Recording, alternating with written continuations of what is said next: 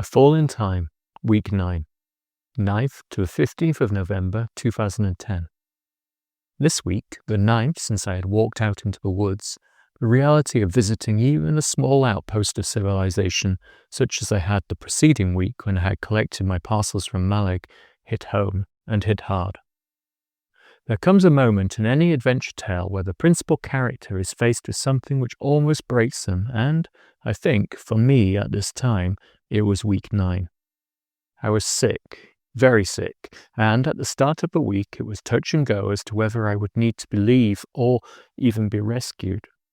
If you are finding this tale of true adventure has value to you, please do consider becoming a paid subscriber. When this day-to-day account is finished, I shall extend the adventure with deeper posts, looking at the bigger questions behind the whole.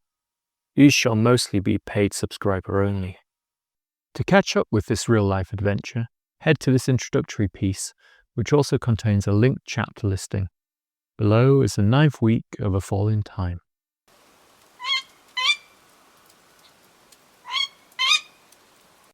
The Doctoring of a Parliament of Owls. It's cold, and so am I. I'm struggling to keep warm at present. I think I might be fighting something off. Feel achy still, and my headache has returned. Later.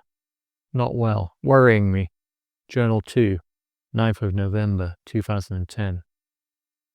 Tuesday the 9th of November had dawned clear and cold. My aches and pains had grown overnight, but at that point I was still sure it was from all my wood collection and preparation. For some reason, however, I struggled to get warm. My fingers and toes simply refused to do their usual thing and shun the cold.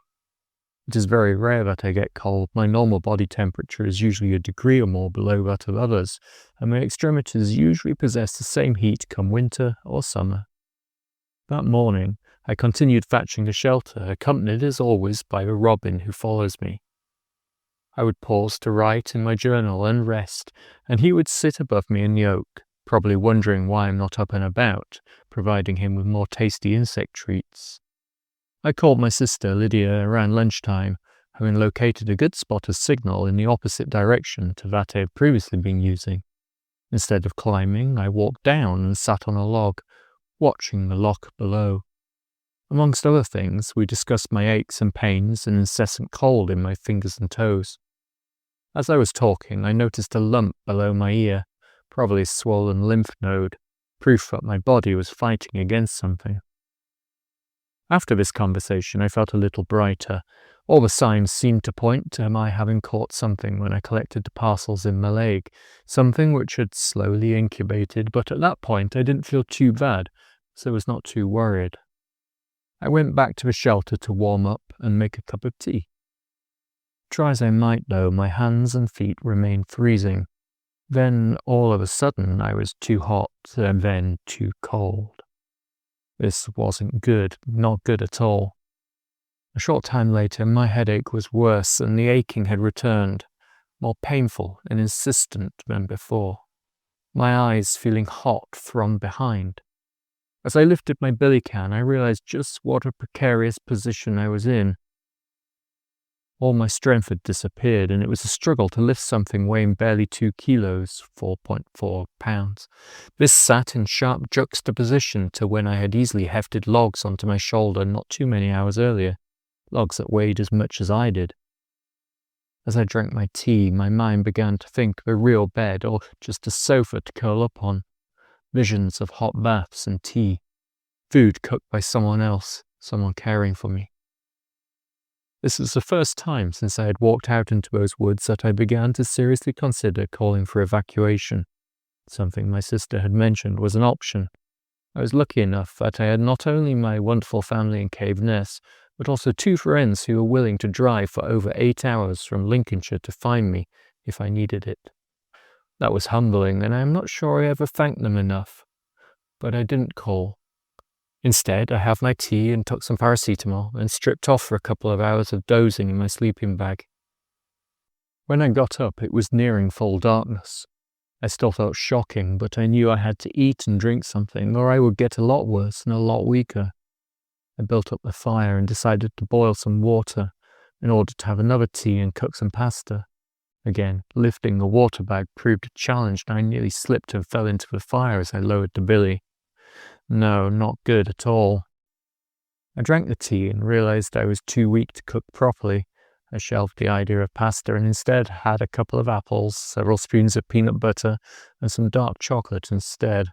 Food was food after all. After forcing down these cold rations, I decided to use the water I had boiled to have a good wash. Annoyingly, I could only manage to give my hands a good scrub before I was too tired. But I told myself this was no bad thing, as any lingering germs would be obliterated. Especially as I had followed the hot soapy water while cleaning my nails thoroughly, then using antibacterial hand wash to finish the job. As I sat, realizing how ridiculous it was that I needed time to recover from the exertion of simply washing myself, I noticed it was a clear, starful night. This annoyed me. I so wanted to head out to view the constellations, but I was simply too ill to stand, let alone go out in the cold. The stars twinkled and seemed to laugh at me as I sat, alternately shivering and then roasting. In my imagination, though, and recorded in my journal, heroic Perseus reminded me that the stars would still be there when I was once again well enough to share in their splendor and stories. My stomach began to give me a little trouble shortly after eating, growling and making worrying gurgling noises. I was beginning to get seriously annoyed. At that time of my life, I very rarely got ill, migraines aside, and to do so out there felt insulting. I boiled some more water and poured this into my water bottle, before taking more paracetamol and codeine and returning to my bed. Before I did, though, I built up the fire and stacked a few logs within arm's reach of where I lay, so I could ensure it would keep burning throughout the night. As I did, I realized just how lucky I was that I had collected so much firewood. Without a fire, my predicament would become so much worse. No heat, no boiling water, no cooking food. My decision to laugh at the storm and process so much wood had turned out to be the right one. Whether it had exacerbated the coming sickness, however, remains a question. I knew I wouldn't sleep, at least not straight away, so decided to do something I had not done in weeks and weeks, and listen to some music stored on my phone. Just as I located my headphones, I heard a strange sound. A hissing, rasping noise was coming from a tree above my shelter. I wondered if I was experiencing oral hallucinations as the sound continued. Scratches and clicks began to mix with the hissing, which was then followed by a hacking, a coughing, and then a chilling shriek. As I leant out of my bed, eyes to the sky, a dark shape flew silently above, alighting in the same tree I mentioned the robin perched earlier. Then it began hooting in earnest. Another owl, a few trees behind me, replied, then another, and another. I was surrounded by owls. For some reason, this both thrilled and chilled me. Was it an omen? Why had they chosen this night to congregate in the trees around my camp? Thoughts of the Alan Garner novel, The Owl Service, flickered through my head. A parliament of owls, far more than I had thought could exist in my local woods. They hissed, and they called, and they replied to one another, over and over, and then they were gone, all together, calling every so often to mark their passing. Were they migrating southward together? Or were they all the locals coming to somehow keep a watch over me for a time, remind me of their wisdom and the depth of time? I waited a while until I could hear them no more, then I put my earphones in and played 3 tracks, my choice of Bat for Lashes seeming strangely fitting. However, even the soothing strains of songs well known failed to raise my spirits. Instead, lines from the lyrics suddenly began to carry resonance, meanings previously absent or perhaps misinterpreted hitting home, hard. The air began to cool rapidly, a strong and gusting wind arriving to shake the trees, and I knew I was in for a rough night in more ways than one. Feeling weak, feverish and confused, very ill, and rather sad, I turned off my music, stoked the fire, and fell into a fitful, dream-haunted and broken sleep.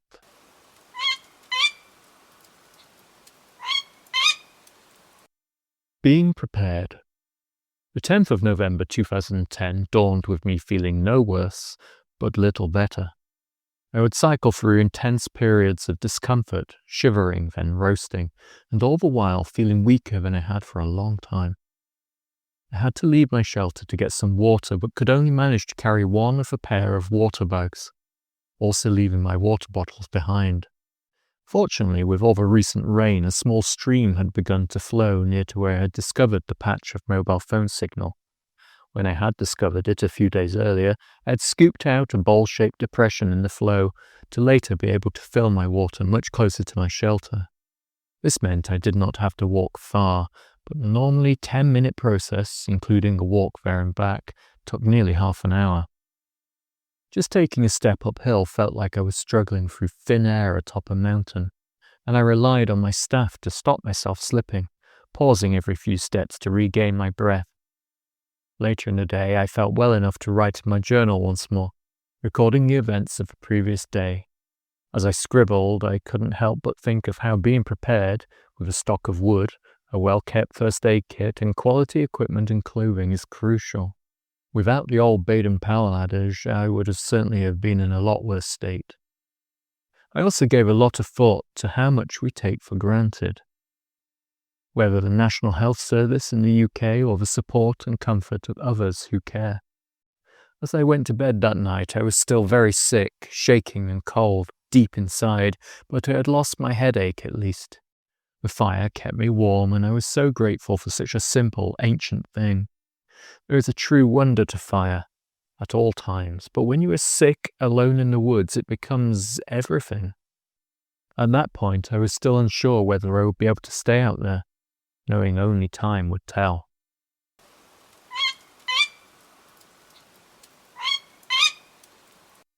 Healing. The storm frightened me and everything seemed wrong. Journal 2, 11th of November, 2010. This was another day with no photos and precious few notes. I was still sick, still spending my time by the fire, staying warm, staying hydrated. I did begin to eat more on this day, but it was a struggle. My brain was confused, and the heavy rain and lashing winds in the night added to this feeling. As I could not leave my shelter for long at all, apart from a normally short walk to a water source, and writing made my head ache, I studied the fire, and I looked more closely at the rocks on two sides of my shelter. I knew the rest of it well, having built it, branch by branch, twig by twig, leaf by leaf, yet the rocks still harboured secrets. For a start, the one nearest my head, behind the bench I had built, was not one solid piece of stone as I had initially thought. Instead, behind the blanket of moss there was a cleft, with other cracked rocks within, one of which was a large cuboid shape.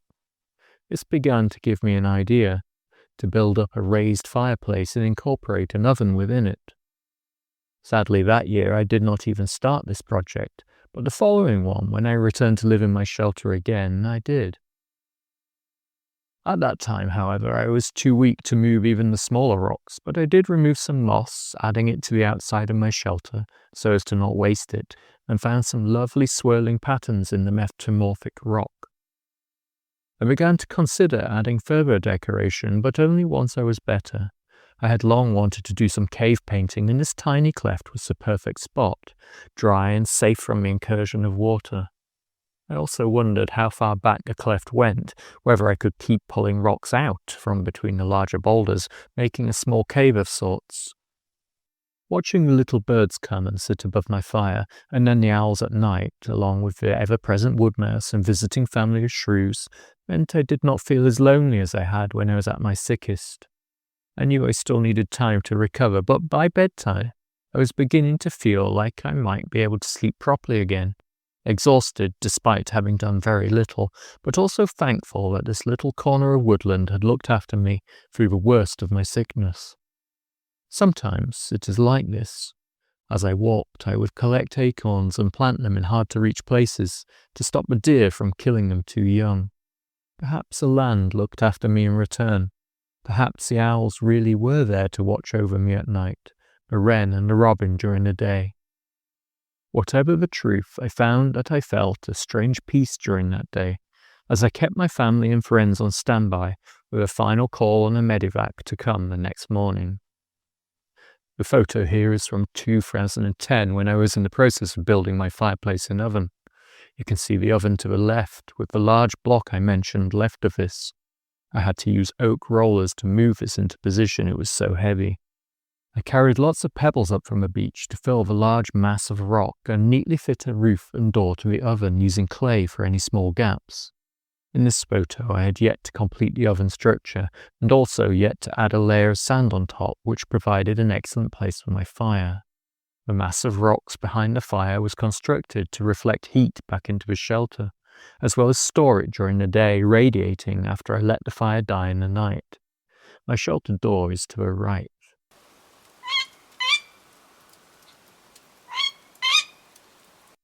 Stripping away the protective coating of a mind. I woke up in the night once, as far as I can remember. A good night's sleep, but racked with powerful dreams. A mouse was there when I woke up, probably pleading for cheese and for me not to leave him. Journal 2, 12th of November, 2010. I was feeling a lot better by the time I went to sleep on this day, more human, more whole. I knew it had been a close run thing, but I thought I was getting better. I would take it easy, or as easy as I could at least.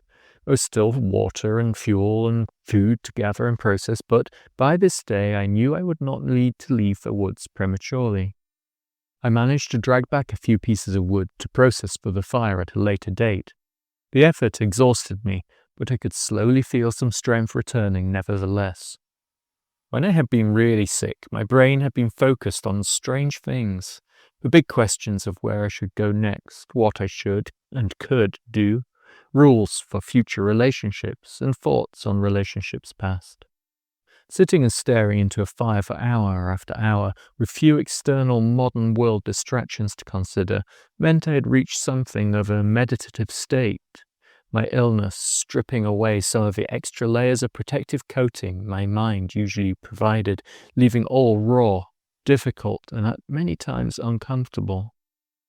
Looking back now with a safe and neat distance of 15 years, I think a lot of my personal, emotional, and mental healing was done in those few days of sickness. It was not fun, especially since I felt so ill, but I believe it was necessary. I recorded many lines in my journal, ideas for what came next, but some of them would still take me many years to achieve. Others I am still working on now. We are always an unfinished work. If you ever meet anyone who tells you they have a finished product, I would advise extreme caution. There are always new things to learn, different ways to be. To grow is a lifelong journey.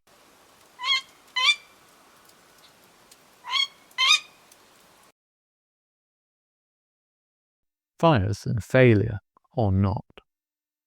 I haven't recorded anything in here yet today for the simple reason I've been too wet. My ink would have run everywhere.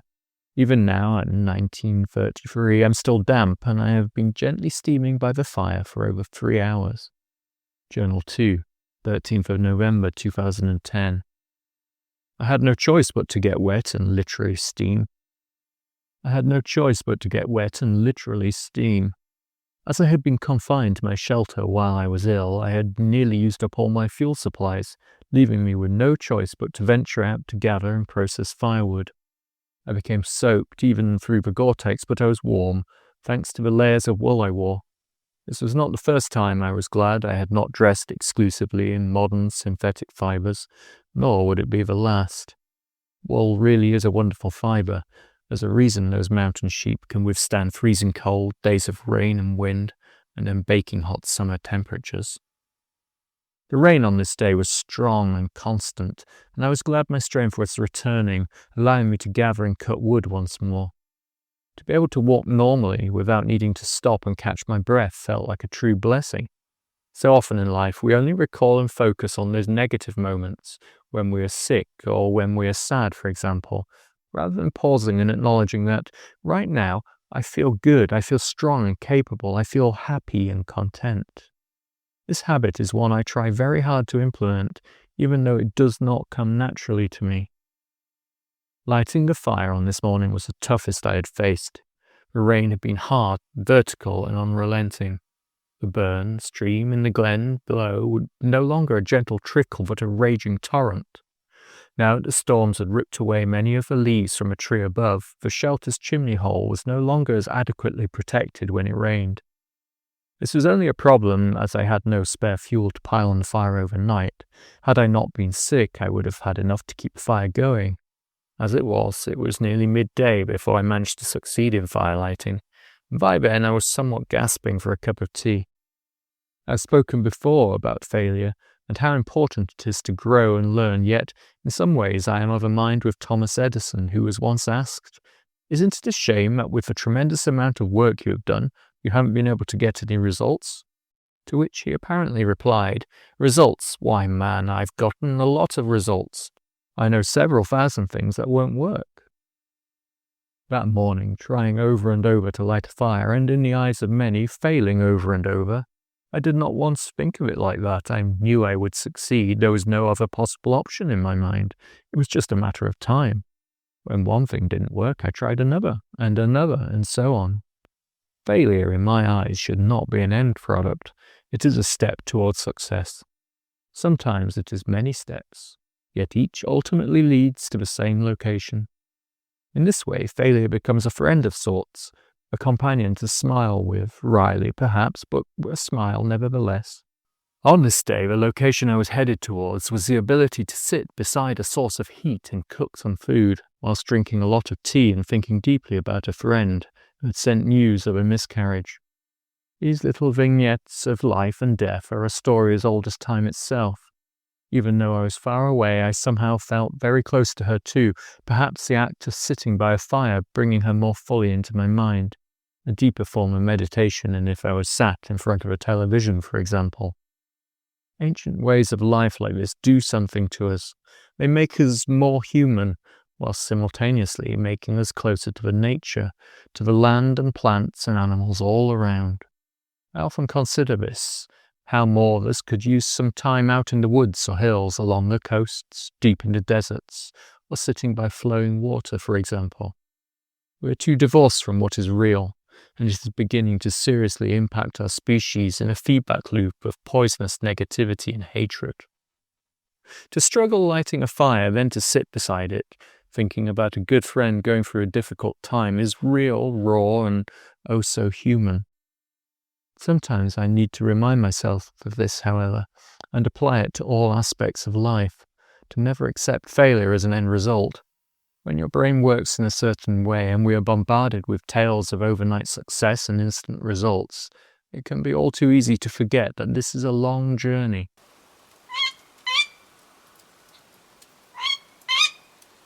The bone of the earth. After days of few photographs and being unable to walk too far, I made up for it on the 14th of November 2010. I gathered even more fuel, but I also took the time to walk, albeit a lot slower than I would have liked. When I had been sick, I had looked back over the photographs I had taken and realized I had snapped too few of the rocks and bones of the earth. I tried to make up for this, along with capturing other shots to demonstrate how quickly the season was changing. The views through the trees barely obstructed by leaves, those bones appearing gaunt, white, and lichen-clad. I also snapped photos after dark, which was getting earlier and earlier every day. The sun was lower too, far lower, even at midday. The angle of light changed everything and made me want to hibernate, as did the increasingly low level of snow on the mountains. I wondered how long before it started to snow where I was. It certainly felt like things were getting colder, day by day. That morning, as a reward for being soaked through processing firewood the day before, the fire was still going. Small things like this meant a lot out in the woods, as did capturing a reflection of both the sun and moon out across the sea loch. There's something deliciously ethereal about moonlight. It feels secret and a little sacred, especially when there is water to reflect these mysteries and trees to cast shadow. I ended my journal entry from this day with the following. And today was amazing. Blue skies, warmth from the sun and magical colour everywhere. I'm guessing tonight will be a cold one though. Hope it freezes and I can get some more frost pics. Journal 2, 14th of November 2010.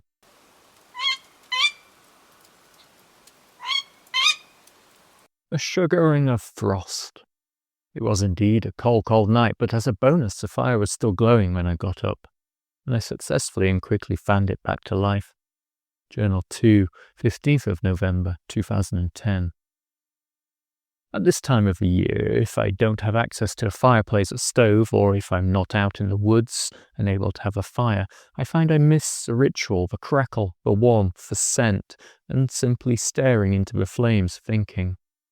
To sit in front of a fire is a joy humankind has been in possession of for thousands of years.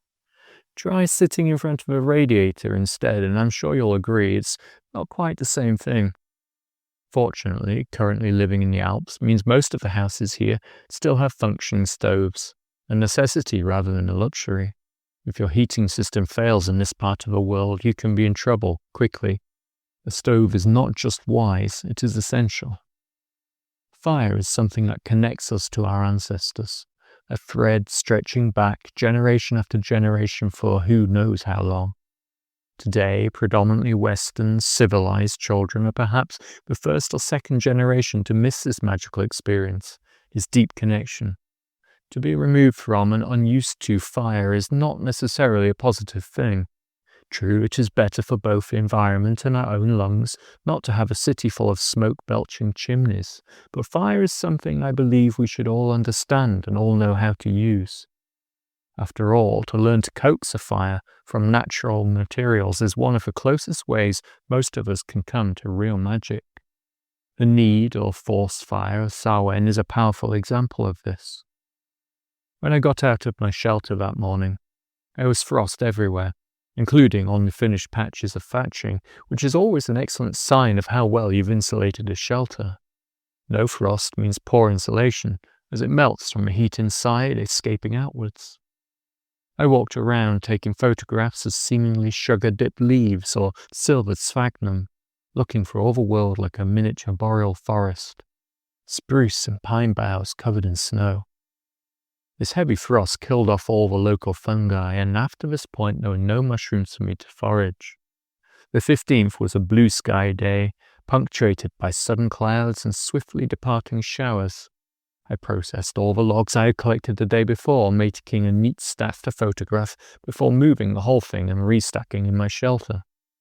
On one of the photographs of the logs you can see my washing line, with the pegs I had made still attached to stop me walking into it. I still tired easily, but at least my health was returning, and I was so very grateful for this. Too often, good health is taken for granted. It is easy to forget how well you have felt when you are sick, and I try very hard not to simply go from day to day without acknowledging those days where I feel strong, fit and healthy. It was at this point in my woodland experience where I realized this was a sensible thing to do, and I've tried to keep this in mind ever since. Sometimes having a habit stick takes time, but it is worth it. The key is to keep on going, even if you fall out of a routine. Mentally beating yourself up for not doing a thing or doing it doesn't really help. Just continue, not start again. You have already started. Returning to a habit which has lapsed is a continuation. Try that. You might find that such a simple switch in language helps your mental state. Also on this day, I continued with making handcrafted Christmas presents, discovering how the rocks I had been using in the fire had altered thanks to the heat and were now easier to carve. My journal records the evolving list of gifts I was making, a list which kept altering as I discovered other materials, thought of better ideas.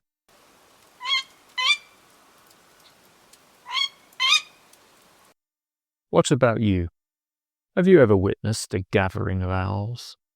If you keep a journal or notebook, how does it make you feel when you reread your words? Do you try and make time for nature? And do you appreciate all those times you fail, or does it simply annoy you? Finally, if you're enjoying these posts and wish to support my work but do not want to pay to subscribe, you can also leave a tip of any amount. To read the introduction to my autumnal and by this point colder and colder 2010 adventure, click here. To go back to week 8, click here. I hope you're enjoying reading this revisited journey as much as I enjoy sharing it. If you have liked it, please share with anyone else you think may enjoy the adventure. I truly appreciate every share, like and comment. I will reply to everyone who leaves a message. Sometimes it just takes a little longer than others. Many thanks for listening.